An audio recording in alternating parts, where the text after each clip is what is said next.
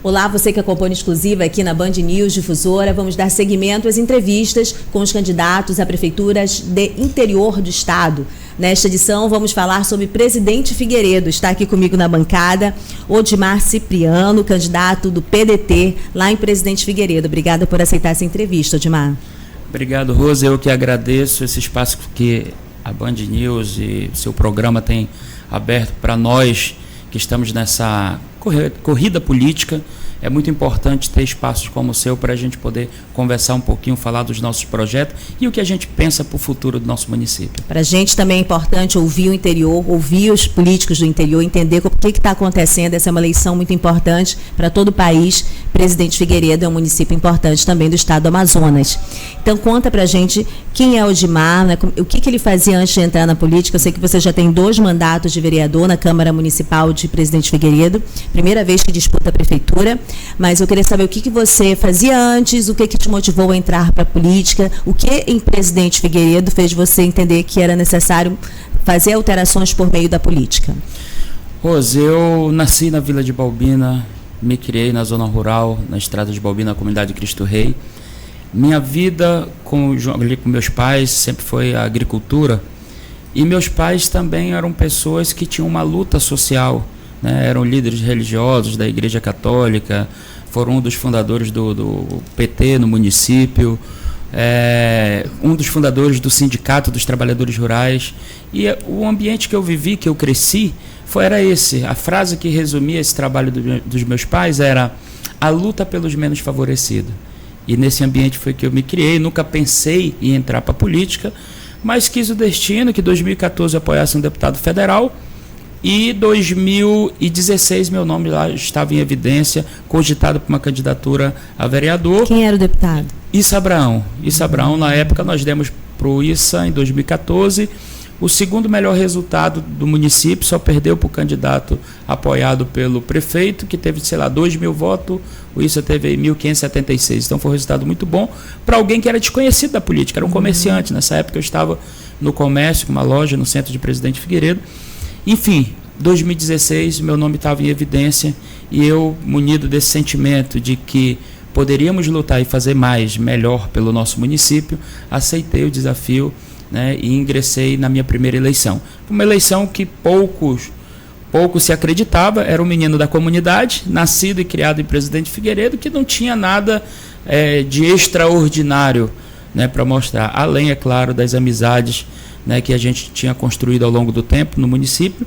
Fomos eleitos em 2016, de 11 vereador, o 10º vereador, entramos lá no finalzinho da fila, né, e começamos a trabalhar. Na época, fui eleito junto com o prefeito, que eu estava apoiando.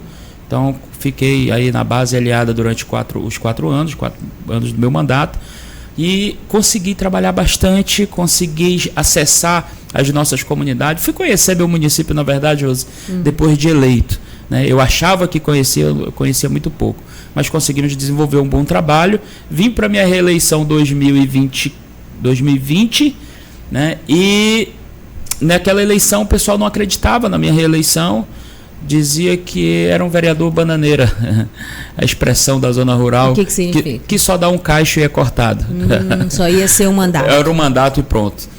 Mas a gente conseguiu ser reeleito, fui o 2º vereador mais votado do pleito, 2020. Você deu um salto grande, né? Entrou como penúltimo, já passou para cima. Exatamente.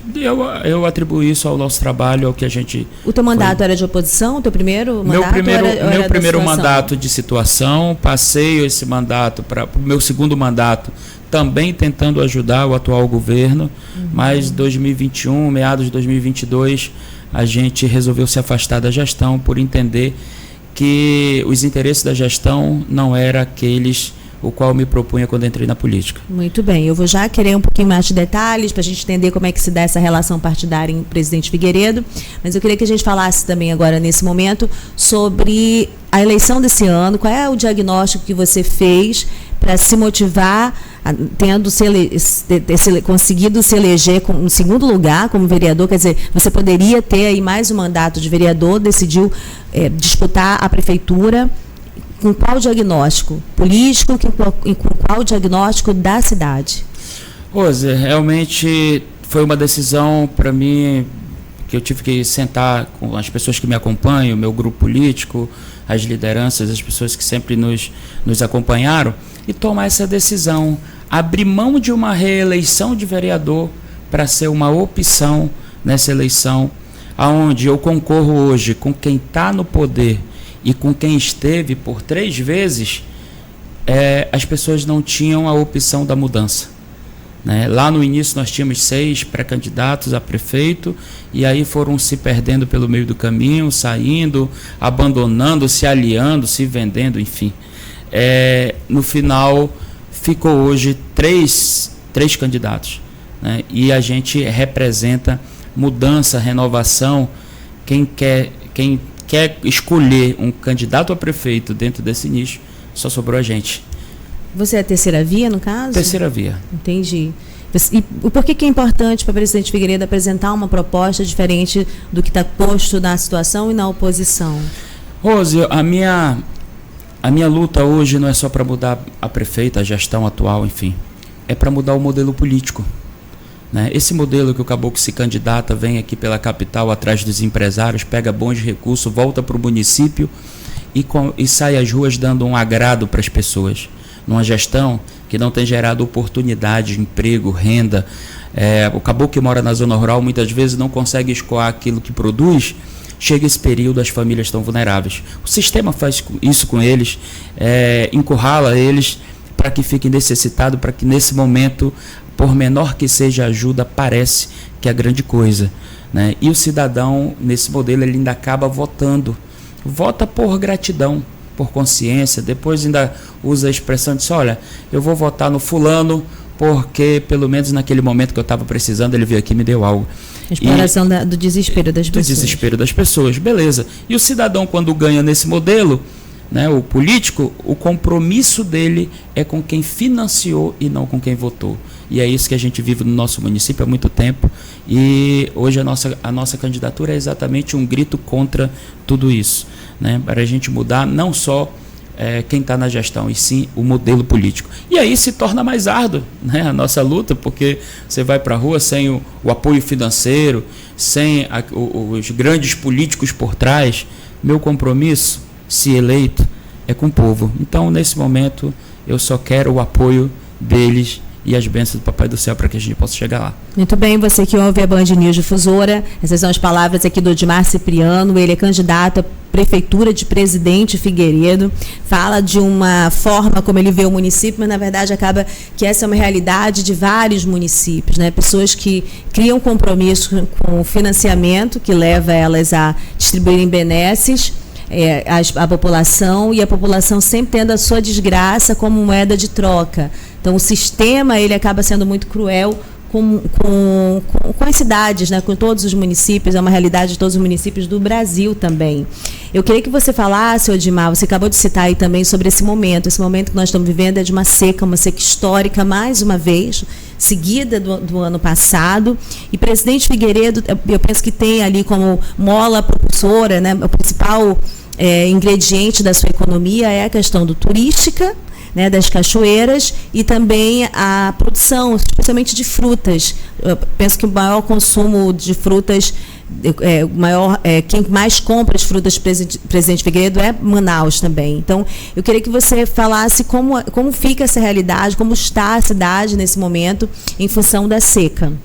Olha, essa seca é realmente histórica, mas era algo previsível. Sim. Né? Nós tivemos o ano passado uma seca também torrencial, não foi, tudo indica que essa está sendo ou vai ser até maior, mas o ano passado também já foi difícil e os estudiosos diziam que esse ano seria maior do que o ano passado.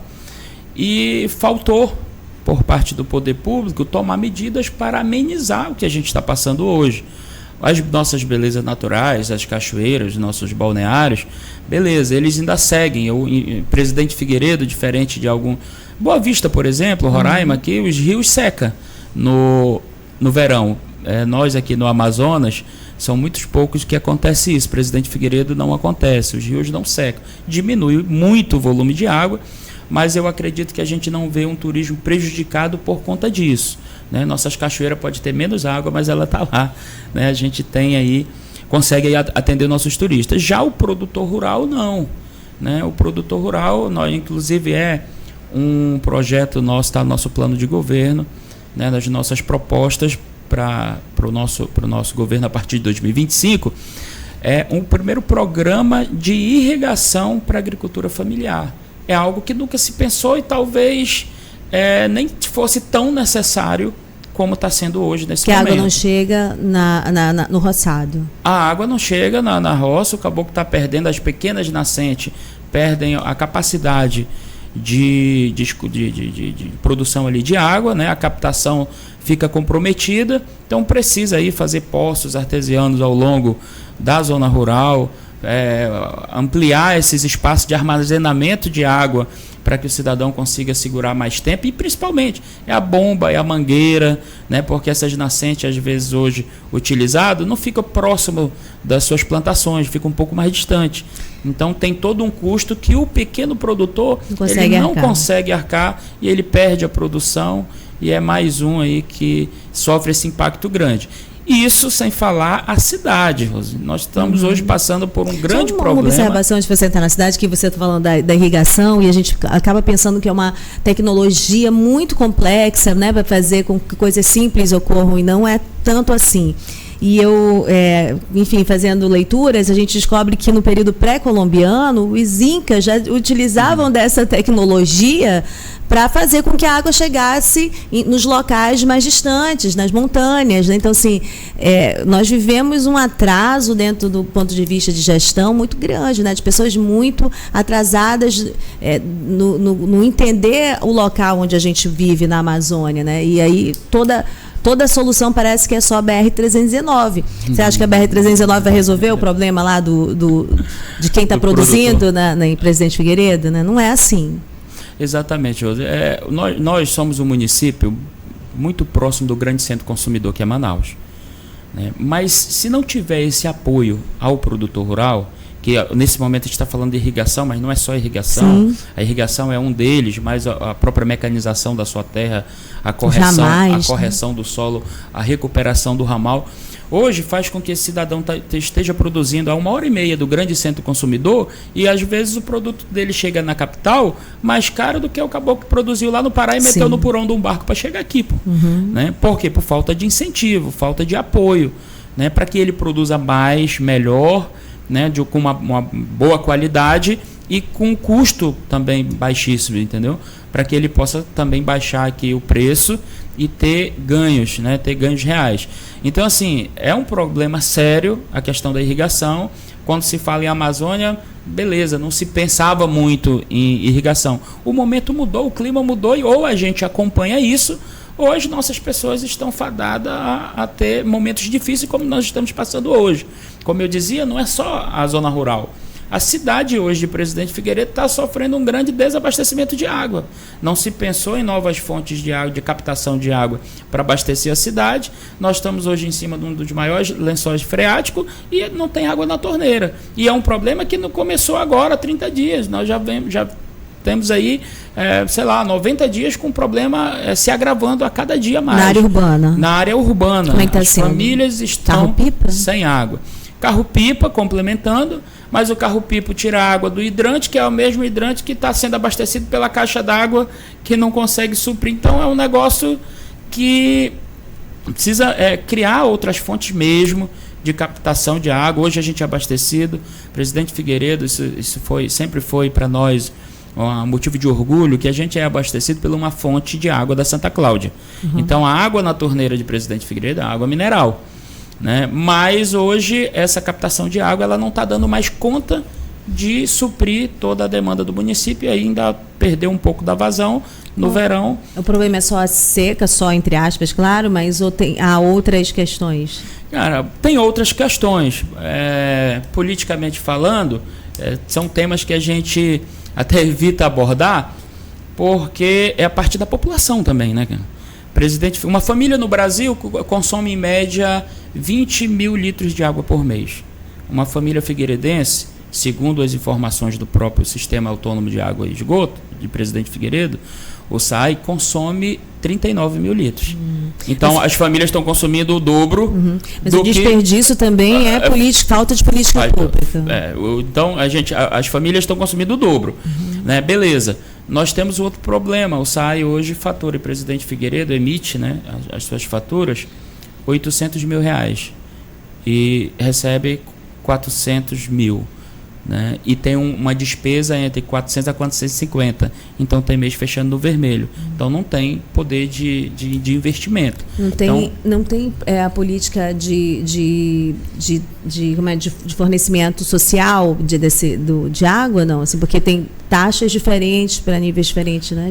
Hoje tem uma legislação vigente que adequa a essas questões sociais. Né? Mas hoje o grande problema de presidente Figueiredo não é nem o preço. O último reajuste da tarifa de água de presidente Figueiredo foi em 2016. 2016 foi o último reajuste desde lá. Então a gente não pode dizer que aumentou a conta de água e por isso as pessoas não conseguem pagar. Até porque muitas dessas contas que não estão sendo pagas nem é daquele cidadão, né, do assalariado, do salário mínimo, aquele caboclo que tem. Muitas vezes é de pessoas que têm condições de pagar e não pagam. Comércio, né? Também. Comércio, enfim. Ano passado esse foi problema, assim? Esse é um problema sério. Não, nós estamos falando aqui de um problema crônico, né? Nós não estamos falando dessa gestão, nós estamos falando dessa e das outras que passaram. Não é da seca, na seca passada já. Exatamente. Não, da seca passada o impacto foi menor na cidade. Teve racionamento de água, mas o impacto foi bem menor. A cada ano que passa, está aumentando essa crise hídrica, né, durante o período aí do. Qual é o impacto no turismo da seca e se houver um impacto considerável, você tem alguma proposta? Qual é a sua visão a respeito disso? Olha, primeiro, a gente tem que, quando a gente fala em melhoria, por exemplo, no abastecimento, a gente tem que falar de investimento. O orçamento de 2023 contemplava o SAI com 2 milhões. Né? Abastecimento de água, 2 milhões. Era o orçamento anual. 2024, o verão vai ser muito pior. Qual o orçamento? 2 milhões. Então a gente já sabia que não vinha nada de diferente. Quando a gente fala em melhorar essas questões, tem que começar a pensar em alocar mais recursos do orçamento dentro das pastas. Aí sim, quando você vê mais recursos, você vê ali uma solução eminente vindo a caminho. Né? Então é o que a gente pretende, fazer uma melhor distribuição desses recursos públicos para que chegue aquelas questões que as pessoas mais precisam. Por exemplo, 2023 tinha os 2 milhões para água, mas foi licitado para fazer festa do município 8 milhões e 68 mil. Então, mostra que essa gestão, o compromisso tem sido maior com festa do que com um insumo básico para a vida, que é a água. Olha, a água ela tem um impacto muito grande na saúde das pessoas também. Quais são os principais problemas de saúde? O que você vê também, o que você apresenta na sua proposta como candidato, como solução para a população?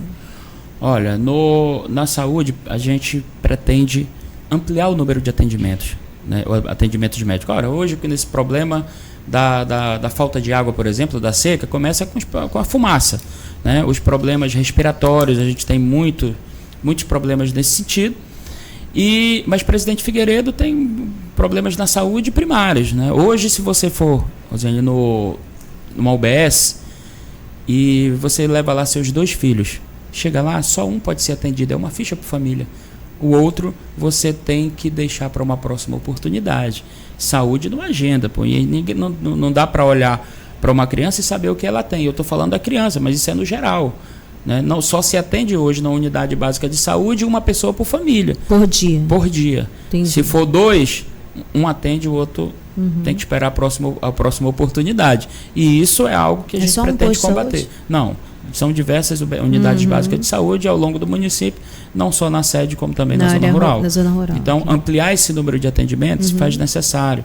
Né? Nós vamos criar uma unidade móvel de atendimento para chegar àquelas comunidades que hoje não têm a unidade básica de saúde. Ele é atendido pelo posto de saúde mais próximo, mas ainda assim, às vezes, esse posto de saúde mais próximo está a 20, distante. 30, 40 quilômetros de distância. Né? Então, essas unidades móveis de saúde vai servir para chegar mais próximo, para estar mais próximo das pessoas. A pandemia deixou algum legado, deixou só problemas ou traumas? Como é que ficou presidente Figueiredo após a pandemia de Covid-19? A pandemia, ela chegou para mostrar para a gente que nós estávamos muito deficitários no que se tange à saúde. Passou um período ali que só se cuidava do Covid e todo o outro resto da saúde foi deixado de lado, porque os idosos não podiam estar dentro de uma unidade de saúde, né? Você também já se precavia de não ir com medo de ir para lá e sair infectado. Enfim, depois que passou a pandemia, ficou um passivo, né, na saúde das pessoas, né? Problemas com as mulheres, por exemplo, de mioma, essas coisas relacionadas a útero. Cara, isso tem sido muito grande no município, né? Então, a gente precisa avançar, né, fazendo um levantamento de tudo isso que hoje ficou, esse passivo que ficou, na verdade, da pandemia, né, e poder atacar de frente para que a gente possa avançar na saúde da nossa gente. Odimar, qual é a forma, quais são os problemas da educação no presidente Figueiredo, ou não tem problema, enfim, e o que altera com a seca? Imagina, mais uma seca, essas crianças no interior, de forma geral, elas têm tido suspensões de aula muito longas, né? Eu penso que é um prejuízo quase irreparável na educação das nossas crianças e adolescentes, especialmente no interior. Hoje, o presidente Figueiredo, ele não tem esse problema ainda não chegou para a gente, da suspensão de aula por falta de água. Mas é algo preocupante. A nossa área onde mais tem alunos em áreas fluviais é dentro do lago da hidrelétrica de Balbina. Né? A própria hidrelétrica notificou o município, avisando ele que esse ano a seca seria muito maior, que precisava tomar cuidados, mapear essas pessoas que estão fora, então em áreas do lago, mas que possivelmente pode ficar seco. Né? Então o lago de Balbina tem secado bastante. Nós ainda não tivemos esse problema da interrupção de aula, mas é algo que precisa ser cuidado. E assim, vai ser uma questão muito delicada, porque o lago de Balbina, se chegar em níveis que não dê para as crianças ir à escola, as famílias vão estar isoladas, né, sem poder sair. Porque hoje o único acesso é por água, se não tiver água, não tem acesso. Nem para sair, nem para que chegue os mantimentos. Né? Nesses casos, o que você pensa que deve ser feito? Primeiro, esse mapeamento, né, para começar a avaliar passo a passo, dia a dia, o que está acontecendo com essas famílias lá dentro da Cacaia, do Lago de Balbina, e aquelas que a gente vê que não tem como, que ela vai ficar isolada, tirá-las de lá antes que isso aconteça. Né? Pior do que ter famílias isoladas no seu... Aliás, pior do que ter essas famílias saindo das suas casas é deixar elas isoladas dentro do Lago de Balbina. Isso será um momento muito crítico. A gente vai ter que acessar somente via aérea, porque não tem como. Né? As questões, a logística, na verdade, dentro desses locais é muito complicada. Sim. Olha, um dado do SECAD 2.0 do governo federal aponta que 55% da população de Presidente Figueiredo vive em situação de pobreza. Como resolver esse problema, Odimar? Geração de emprego e renda. Né? Hoje, nós temos a Secretaria de Indústria e Comércio, por exemplo, que pouco funciona. A gente pensa em criar dentro dela um setor, né, que vai capacitar, por exemplo, o nosso comerciante para que ele possa concorrer às próprias licitações do município, né, e pegar com esse recurso do município para que ele possa circular, né, dentro do comércio, fortalecendo a economia. Né? Hoje nós temos muitas empresas que ganham licitação que nem do município não é nada contra, ela vai lá concorrer naturalmente, mas por que o que é do município não ganha? Porque às vezes ele nem conseguiu se capacitar, ele não consegue concorrer. Ele não ganha burocraticamente. Então vamos ajudar o comércio local, o comerciante, o empreendedor, o empresário local, para que ele possa concorrer a essa licitação, ganhando essa licitação, esses recursos fica dentro do município, ele cresce o negócio dele, contrata mais gente, movimenta a economia, gera emprego e renda. Né? E para a gente tirar as famílias da pobreza, é isso, geração de emprego e renda, ponto. Segundo, aliás, a economia, movimentando os próprios recursos do município dentro do próprio município, fortalece a economia. Turismo. Hoje nós temos um município com grande potencial turístico, mas nós não estamos conseguindo explorar esse turismo de forma sustentável e gerando emprego e renda como ele poderia fazer. A prefeitura precisa fazer um movimento grande, criar uma agência municipal de turismo para vender Presidente Figueiredo. Hoje nós estamos lá esperando o turista chegar, a gente tem que buscar, tem que ajudar a cadeia hoteleira de Presidente Figueiredo a ampliar. Hoje, se você chegar em Presidente Figueiredo no sábado, por exemplo, final da tarde, dificilmente você vai encontrar vaga nos hotéis, está tudo lotado. E isso a gente já vem há algum tempo. Todo final de semana o hotel, as nossas acomodações do município estão lotadas. Então a gente precisa ampliar, a gente precisa ajudar esse empreendedor da área de hotelaria para que ele possa ampliar esse espaço dele. Algo que aconteceu em Parintins.